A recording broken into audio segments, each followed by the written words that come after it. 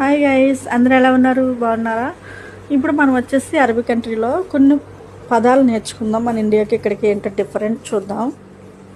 ఇక్కడ వచ్చేసి నీళ్ళని వచ్చేసి మోయా అంటారు, మాయ అంటారు, మోయా అంటారు, జిబి. ఇప్పుడు మనం నీళ్ళు తీసురా అంటాం కదా, దాన్ని వచ్చేసి వీళ్ళు జిబి మాయ్ అంటారు.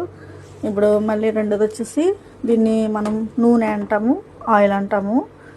దీన్ని వచ్చేసి వీళ్ళు జేత్ అంటారు, జేత్ ఆయిల్, జేత్ అంటారు ఇక్కడ అరబీ కంట్రీలో.